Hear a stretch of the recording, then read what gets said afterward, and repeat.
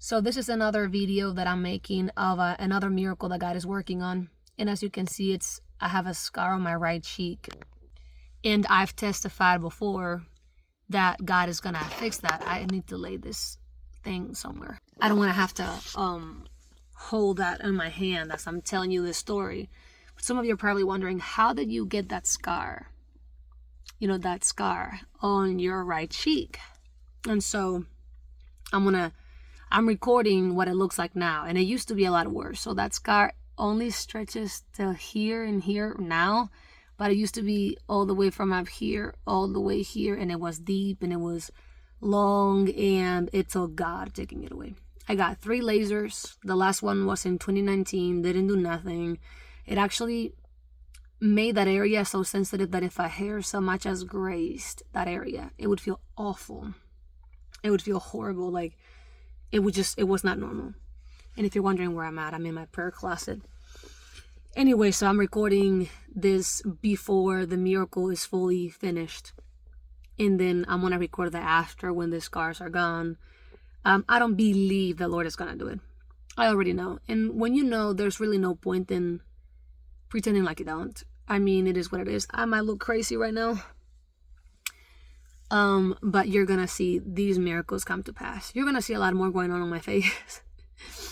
Because God tends to go the extra mile when he gives you what you've asked for, if it was his will to give it to you. So I don't know. I might look different. Anyway. So you're probably wondering, how did you even get that scar in the first place? And how did it get from what it was to what it is now? So first and foremost, I'm going to be super detailed. When I was a teenager, this must have been in 2013, I was very insecure. I was the kind of girl, I would have never shared a video of me looking crazy like this. I have retainers on. I took these off because my bottom gums are sensitive when I'm talking. That's another miracle that God is working on.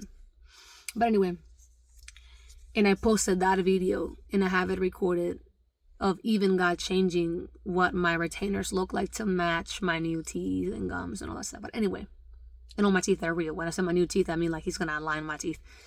Anyway, so sometime in 2013, because I was not living in the Lord, that must have been 2012 or 2013, because around 2012, 2013, I was living in sin. I was not in the Lord. I knew the Lord, but like I wasn't his. And I remember, I used to be so insecure. I used to be very insecure, low self-esteem. If I had so much as, I don't know, 1 dot on my face, that was enough to wreck my whole day. I could have had 99% clear skin, but then if I had 1 dot on my face, that was enough to wreck my whole day. So imagine, usually you can hide pigmentation issues, but you can't hide texture, right? And so I remember one particular night I went to sleep looking like myself, and then the next day I woke up and I looked in the mirror because it was church, I think. And trust me, I had my face memorized. Any new changes I would notice because I was so, fixated on my looks. And I remember I looked in the mirror and I saw something off about my face. And the more I looked, I was like, what is going on? I realized I had this huge dent, deeper than this, and it was from up here all the way to here. And I was horrified. And I began to look from every angle like this, and I realized there is this gigantic scar that was not there the night before, that had never been on my face. I was never in an accident. I never had a wound. This was supernatural. And I learned later on, because at first I thought God had scarred my face. It wasn't God. A demon did, and God allowed it. And it was so necessary, and I give God the glory. But yeah, I suffered a lot. I went from being the pretty girl at church that the guys liked to now I was this ugly, less than thing that they had no respect for. And I suffered a lot because of it. The change in treatment, the way that someone wouldn't see my value the fact that I still have feelings just because my looks changed, it was heartbreaking and horrendous. But it taught me a lot of lessons and humility and the works. And the point is, so in 2015, I gave my life to Jesus. And I gave my life to Jesus because I was depressed, I was suicidal, and I wanted God to fix my face. Mind you, some people theorize that there is a God. Some people just believe that there is a God. I know that there is a God. I know that there is. I've known him my whole life. And so I knew he can do anything. So when I gave my life to Jesus, when I came to the Lord, I gave my life to Jesus with my personal agenda. I didn't do it because I needed, because I loved Jesus. I did it because I needed Jesus. I didn't do it because I wanted a relationship with God. I did it because I wanted what God could give me. And so I started to pray and pray and pray and pray.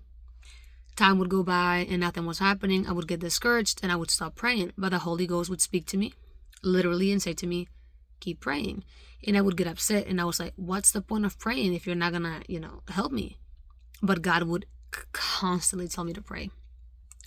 So what ended up happening along the way was that because I was always praying, that means that I was spending time with Jesus. And because I was always spending time with Jesus, eventually I started to fall in love with Jesus to the point where I was like, Lord, even if you never fix my face, even if you never make me normal again, I will love you always. And I started to say things that I would have never made it an option for the Lord. I would have never made it an option for the Lord, like, you got to do this for me. But the Lord captivated my heart to the point that I was willing to die for the gospel, willing to look ugly for Jesus, willing to stay the same. And it was still hard because I still wanted this miracle. But I was willing to lay that down and just, it is what it is. And I remember there was a period where before any changes ever happened, so my scar looked exactly, because it does not belong to me, it doesn't belong on my face, it's gonna go in Jesus' name, but it looked exactly as it had looked from the beginning. And there was this short period of time where God allowed me to experience what my life would actually be like if he didn't take this scar away. And it was actually full of peace and confidence, and I had joy. And so for a time, the Lord made it so that I didn't care at all. And he allowed me to experience life for a short amount of time with what it would be like if he never touched my face and never fixed my face. I saw that I would have been satisfied because God really is enough. And so, but then the desire came back, and now it mattered again, and I was hurting again.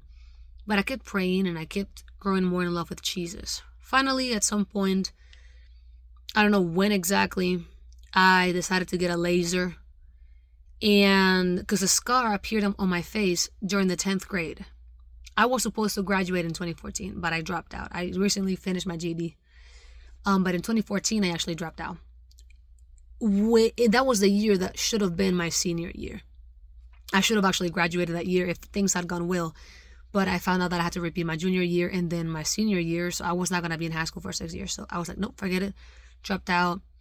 That was a crazy journey, long story, its own testimony for another time.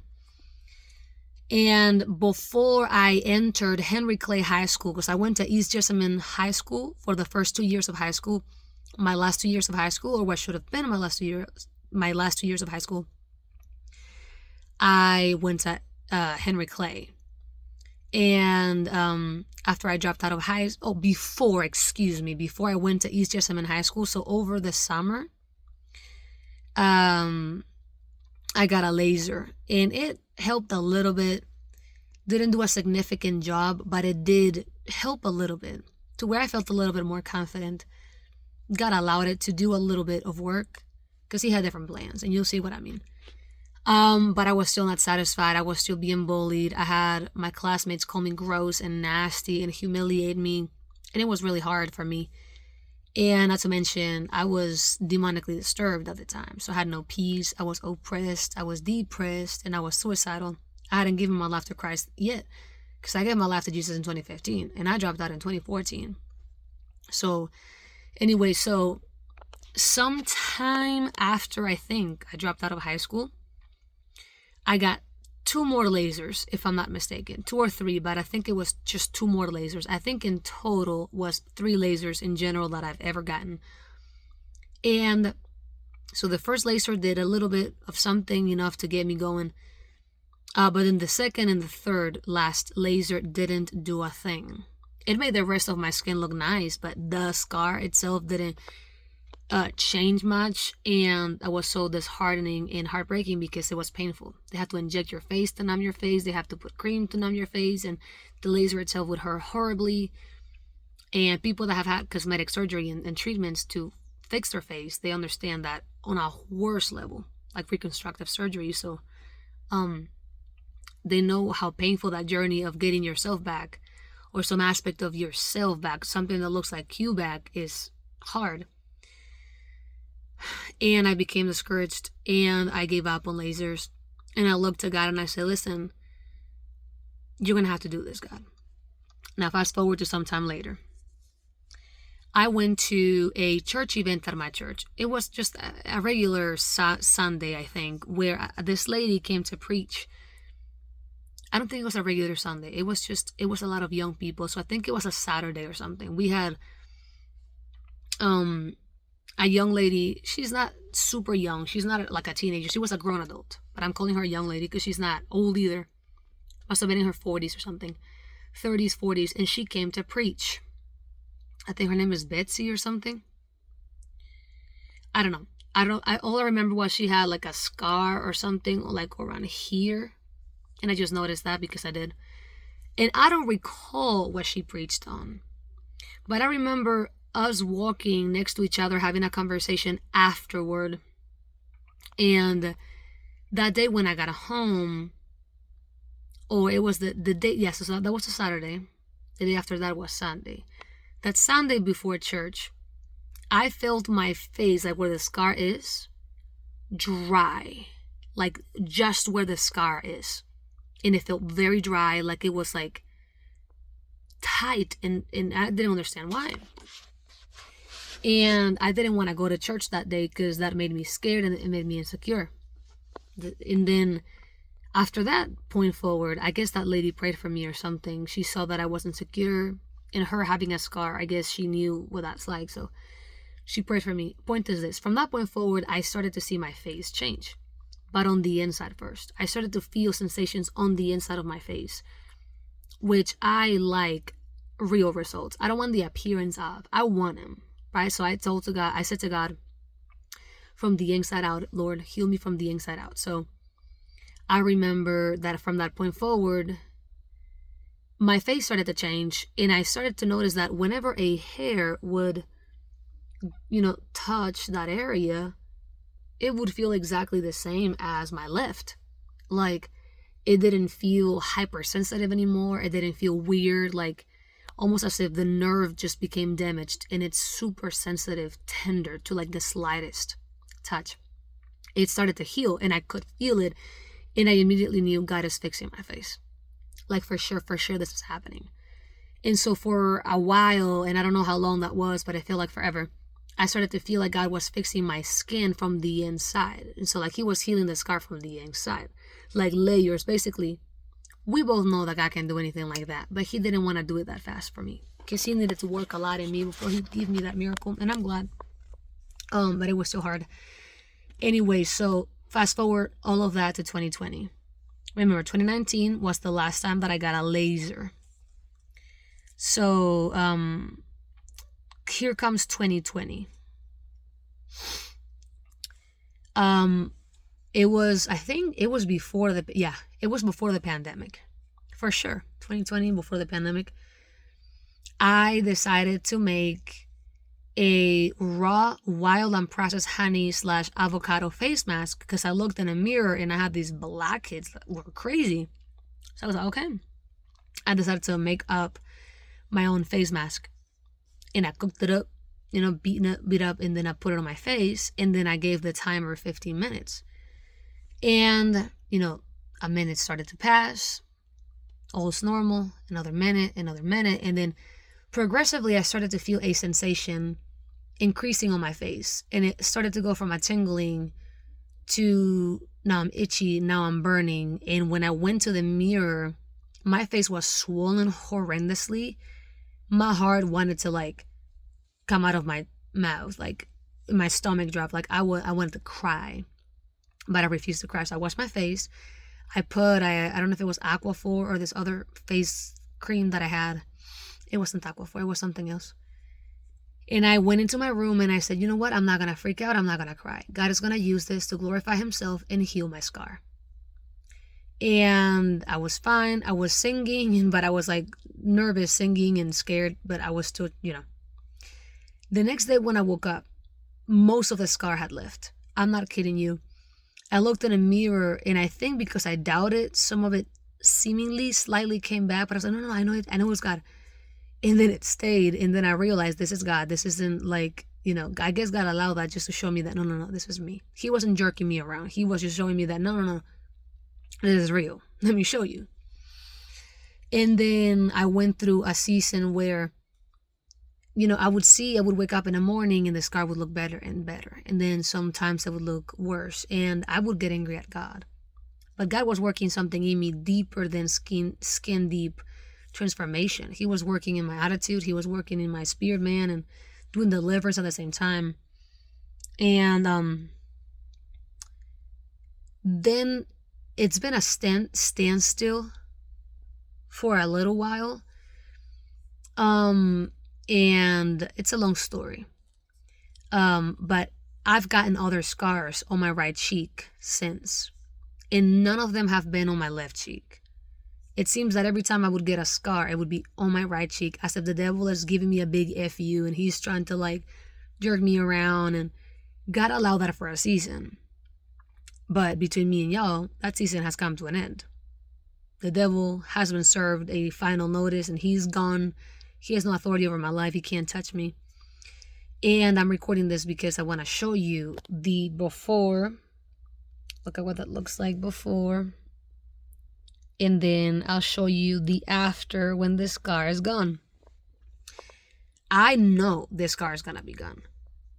I don't believe it. I'm not afraid of, being proven wrong. I'm not afraid of,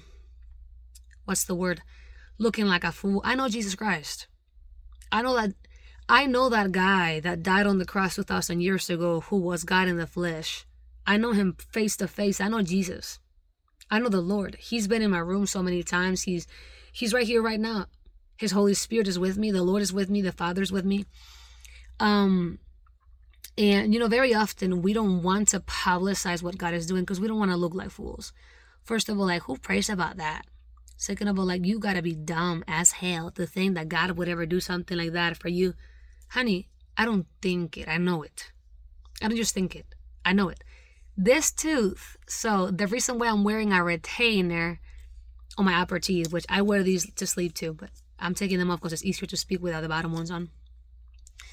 This tooth, because of the braces, actually died. The root died. And this tooth was getting darker. You know how I found out? I had a stainless fluoride toothpaste from I don't know who it was. I shared it on Instagram, so it's somewhere on there. Literally had to burp off screen. Not to be rude. Anyway, I had a stainless fluoride toothpaste that is supposed to whiten your teeth, remove stains, and I was brushing my teeth. And I don't think the first time I did anything. The second time that I went to brush my teeth in the morning before work of all times, I saw that as I was brushing my teeth, this one tooth became like there was purple and blue stains. And I thought, oh, dang, it's a toothpaste. And I saw that it was a toothpaste because it was. But this tooth, for some reason, had a reaction that the rest didn't. No other tooth became stained, just the one. So for weeks, I would notice that the tooth would get darker and just uglier looking. And I thought, dang, that stain. And I could see that at first it looked like, because my teeth are on the yellow side, and this tooth looked less yellow and it looked bleached. But because it was bleached by the toothpaste.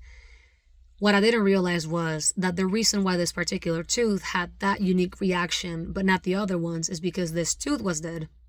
It was dying, the root. And so I noticed that, you know, the tooth was getting darker and it wasn't getting any better. So I went to my next ortho appointment. They checked on my braces, and then I asked about this tooth. And not only did they confirm that it was stained, but the tooth was actually dead. They did the cold test. They did I think the scans, the x-rays or whatever. The root was dead, and they were talking about root canals. And then on my next appointment, because that day that I'm talking about, I went to have my braces removed to have my teeth cleaned. So that day I went from the ortho to the dentist, and the dentist cleaned my teeth, and they did all the checkings and all the things, and they concluded that my tooth was dead. And it was not only stained here, the whole circumference of the tooth, the whole tooth was getting darker. So they confirmed my tooth was dead, my root was dead, and so the tooth was losing color because it was no longer receiving blood because it's dead. And so they were talking to me about root canals and things and doing internal bleaching and whatever it was. But I was like, nah, I'm going to pray. I'm going to pray for a miracle. And they were like, yeah, praying is nice, but, you definitely want to go over your options, because they don't want to tell you to your face that your faith is a little crap. Get real, trust the science. But I know Jesus Christ. I don't just believe in Jesus Christ, okay? I know Jesus Christ. So there's no point in me pretending like this God who would die for me on a cross is not willing, after taking human form and paying horrendously for my sins and rising again from the dead to give me salvation and victory, that he's not willing to do something as simple as fixing my tooth. Come on now. And that's how I operate, and that's how I choose to operate. A God that's willing to do something like that for me, he cares. He cares enough to die for me and rise from the dead for me. He can fix my tooth. He will. And so I got home that day after all the conversations, and I told my mom, oh, they say my tooth is dead, root canal, the gists. So I came in here into my prayer closet and I spoke with the Lord, and I said, Lord, you did not deliver me from depression, deliver me from demons, give me back my joy and my happiness and my peace, so that now when I smile, because you gave me back my smile, that I have to smile like this. Lord, that is ridiculous. You didn't go through all the effort of setting me free and giving me back my smile, my joy, so that now when I smile, I gotta go like this. So I said, please, Lord, I know you're willing. Please fix my tooth. A month goes by. Now, mind you, because the tooth was dead prior to the next month that just went by that I'm telling you about, I couldn't feel pain. I couldn't feel heat. I couldn't feel coldness. This tooth was dead. Every other tooth could feel, but that tooth couldn't feel anything. It was gone, gone, gone. So after a month after that previous appointment, it was finally time to see my ortho again, because it's once a month. That's what we had agreed on. It's once a month. And so next month came, and before the appointment, I had noticed for weeks after I prayed that I could feel pain again. My tooth could feel, the heat from the coffee and the coldness from the ice water like all the other teeth. And so I thought, that's odd. And so when I went to the appointment, I said, hey, once a tooth dies, will you feel pain once it's dead? And they're like, nope, once a tooth dies, when the root is dead, you don't feel anything ever again. And I said, well, the pain has come back. Like, I can actually feel the cold and the heat, and my tooth has been feeling normal like all the others. So they do all these checkings and these checks. I keep saying checkings. And they realized that not only I just passed the cold test, that intense cold test that they do you, that I was dreading, but the color was coming back. Now, the tooth did get bleached, and that's a normal thing that would happen. It became bleached. It's slightly a different color than this one, but the tooth came back to normal. The color came back. The ortho and especially the dentist, he was like, because I went to the student clinic, and he swore up and down. He said, I swear her tooth, to his supervisor, I swear her tooth was dead. And they had all the obvious root canals and not root canals, you know what they do. They had all the things, the pictures of the scan of my teeth and everything, and it was back to normal. And it was so funny because, God does miracles. The guy was shocked, spooked, but I was like, bro, it's a Tuesday in my life. Like, what you talking about? I grew up hearing the audible voice of God. And so I didn't always trust God like that, though, just because I knew who he is and I knew him for real. It didn't mean that I trusted in him. That came from the relationship. Knowing that somebody is real doesn't mean you know them personally, let alone that you trust in them. I've always known God is real, but I didn't always trust him because I wasn't close to him enough to where I could see him be faithful. He was being faithful all along, but I wasn't so close to him that I could notice, right? Good things were happening in my life that I was not aware of just because he was constantly taking care of me, but I wasn't close to him enough to notice it. And the point is this. The reason why I'm making this video is because, I have felt convicted. Jenny Weaver has been recording how God is fixing her vitiligo. He's taking away the vitiligo. She's going back to brown. The pigment is coming back. That does not happen. The pigment goes away with vitiligo. It doesn't come back. You don't get back. You lose. You don't gain back. And God is taking away her vitiligo. And from the moment she started sharing that, I knew, girl, I know all about it. God does those things in my life also. And it was really encouraging. And I was so happy for her because I don't want to be the only Christian having these awesome experiences with God. Because we are one body, and this is so true, because we're one body, it's such an interesting thing to feel. Because we are one body, when one is deficient or lacking, you feel it. And as happy as you are that you're blessed and that you're going through these awesome things, a part of you feels robbed because someone from the body is not going through what you're going through. They're being killed in Nigeria. They're being burned alive. They're being God knows what else. And so you always feel that even though you're blessed, your heart aches for another saint that is not feeling blessed but is dying. They're having their head cut off. And so it warms my heart. That's how you know you really are a part of the body of Christ, man. Somebody else being blessed warms your heart. Like whenever Daniela Oyaga will share her testimonies of the things that God is doing, like it makes me so happy. Like it's so personal for some reason because we belong to the same organ. I mean, to the same body. And when, if the lungs don't get jealous if the heart becomes blessed, because the lungs can operate if the heart is healthy. My toes are not jealous of my fingers. They're happy for my fingers. No part of my body despises the other. That sounds more like an autoimmune disease, okay? And I don't have that in the name of Jesus. And if you have that, God can heal you. Let this be the testimony that you needed to know that God can do anything. And he wants to. Because he would take your place on a cross. He wants to heal you. And anyway, my organs celebrate the other organ when that organ is blessed and privileged. So for me, watching a sister or a brother be blessed, that is encouraging to me. I feel loved. I feel like I'm taken care of when my brother or my sister is taken care of because I'm part of the same body. So when this organ is feeling the extra love, I'm feeling it also. It's affecting me too. And so when I saw that Jenny was sharing her testimony publicly, which is a vulnerable thing to do, I was like, man, I already know that God is going to do the miracle. Why don't I just publicize it? Oh, because I look ridiculous? But I know that it's going to happen. So what am I worried about? What I look like right now? I'm not going to look like this for long. So I was like, fine, I'll just share my video and record the testimony. So I actually just uploaded a video recording one petition of mine that I'm going to watch come to pass. The petition miracle was, God, restore my gum line because on my bottom gums are very receded. Just these right here. And make my teeth and my gums stronger. And as you regenerate my gums and teeth and you straighten up what the orthos didn't finish, not only fix my actual mouth and, my teeth, let the changes also happen to my retainers because I don't have money like that right now. That is also going to come to an end. Actually, no, I do have money now.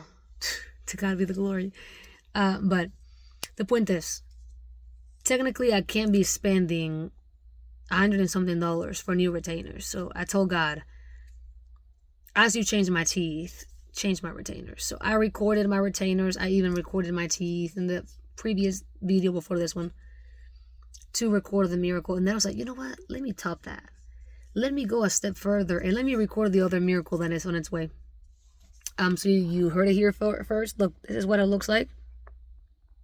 This is what it looks like. That's what that scar looks like. This in itself is a miracle from God. This is actually because of God. It used to be way bigger and crazier. That's what that looks like now. And this is what it's going to look like when it's done. Nothing. So, yep. I don't believe it. I know it. I know Jesus Christ. And I refuse to care about what y'all think. I'm going to enjoy my miracle. If you want to be faithless and not experience the glory of God, that's your problem. But I'm going to show you to your face. Jesus Christ is Lord. He cares about everything, man. Shalom.